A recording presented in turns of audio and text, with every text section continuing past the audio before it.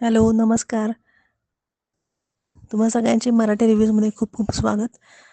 आज आपण जाणून घेणार आहोत स्काय फोर्स या हिंदी पिक्चरचा रिव्ह्यू शॉर्टमध्ये.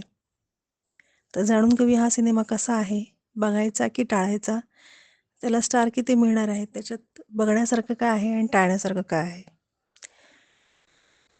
तर ह्यामध्ये आहेत अक्षय कुमार, ज्यांनी ॲक्टिंग जी केलेली आहे ती ॲक्टिंग केली असं वाटतच नाही.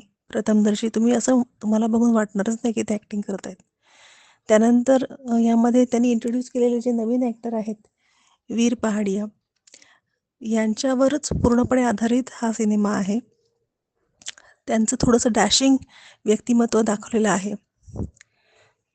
तर त्यांच्या जीवनावर आधारित हा सिनेमा आहे.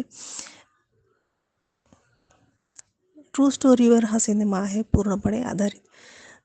तर ह्या सिनेमाबद्दल सांगायचं एका वाक्यात किंवा 2 वाक्यात तर हिरोइझम म्हणजे काय असतं?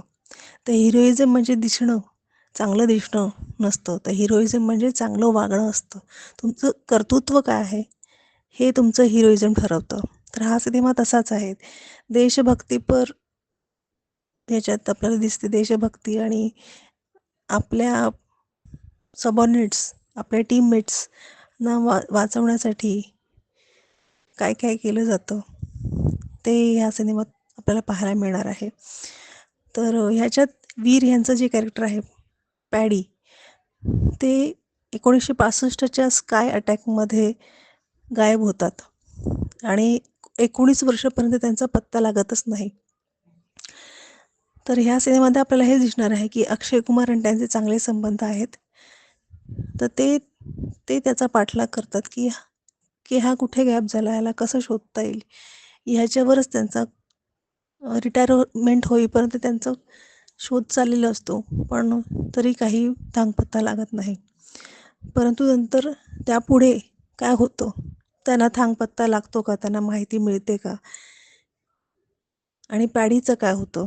पॅडीची बायको सारा अली खानने उभी केलेली आहे. त्यांना एक मुलगी झालेली आहे.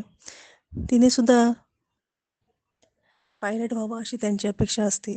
तर त्यांचं सगळ्यांचं काय होणार, हे पाहण्यासाठी तुम्हाला हा सिनेमा पाहावा लागेल. सिनेमामध्ये सगळ्यांनी चांगलं काम केलेलं आहे. याच्यामध्ये टाळण्यासारखं काही नाही आहे. अगदी जे CGI आहे ते सुद्धा चांगलं आहे, उत्तम आहे. याच्यातले जे एंडिंग आहे ते बघून तुम्ही भारावून जाल, असा हा सिनेमा आहे. एंडिंग बघताना आपण बाकी कुठल्याही कमी असतील तर त्या विसरून जाऊ, असा हा सिनेमा आहे. ह्या सिनेमाला जर स्टार द्यायचे असतील तर मी ह्याला 5 पैकी 3.5 स्टार देईन. हा सिनेमा तुम्ही नक्कीच तुमच्या फॅमिली सोबत एन्जॉय करू शकाल. Thank you so much.